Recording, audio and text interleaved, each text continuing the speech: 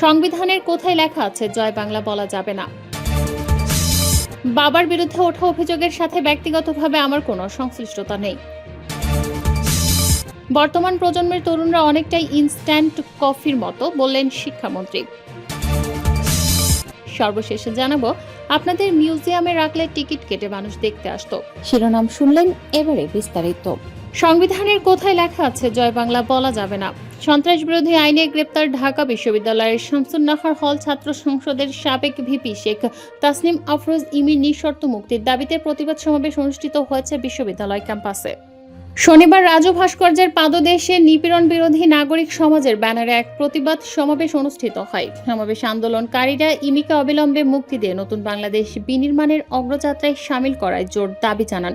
সমাবেশে জুলাই গণ অভ্যুত্থানের পরিচিত মুখ এবং ঢাকার নিউ মডেল ডিগ্রি কলেজের শিক্ষার্থী নাহিদুল ইসলাম বর্তমান আইনি পরিস্থিতির ওপর প্রশ্ন তুলে তীব্র ক্ষোভ প্রকাশ করেন। তিনি বলেন, দেশের সংবিধানের কোন ধারাই বা অনুচ্ছেদে কি লেখা আছে যে জয় বাংলা বলা যাবে না কিংবা ৭ মার্চের ভাষণ প্রচার করা যাবে না? যদি কোনো আইনে এগুলো নিষিদ্ধ থাকে তবে আমি আমার বক্তব্য প্রত্যাহার করব।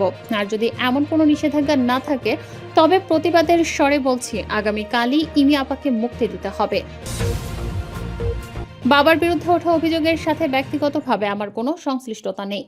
ঢালিউডের জনপ্রিয় অভিনেত্রী পূজা চেরির বাবা দেবপ্রসাদ রায়কে আর্থিক লেনদেন সংক্রান্ত অভিযোগে গ্রেফতার করা হয়েছে। বাবার গ্রেপ্তার ও উদ্বৃত্ত অনাকাঙ্ক্ষিত পরিস্থিতি নিয়ে সামাজিক যোগাযোগ মাধ্যম এবং বিভিন্ন মাধ্যমে তৈরি হওয়া বিভ্রান্তি দূর করতে এবার মুখ খুলেছেন এই অভিনেত্রী।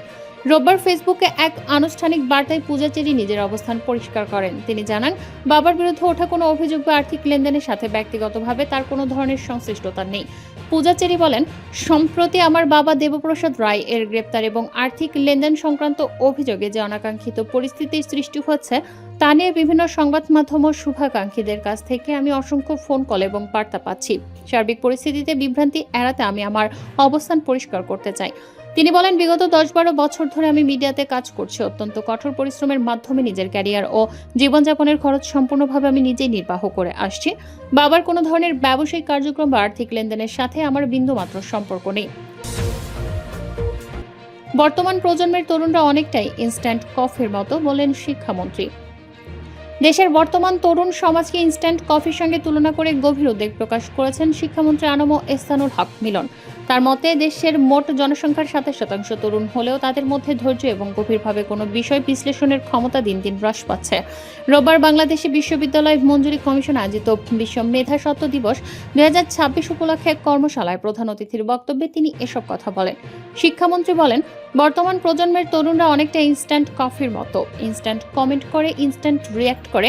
তারা গভীরভাবে বিশ্লেষণও করতে চায় না, বুঝতেও চায় না, বোঝার সক্ষমতাও তারা হারিয়ে ফেলেছে।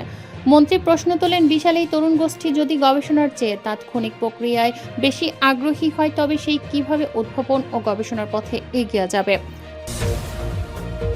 আপনাদের মিউজিয়ামে রাখলে টিকিট কেটে মানুষ দেখতে আসতো।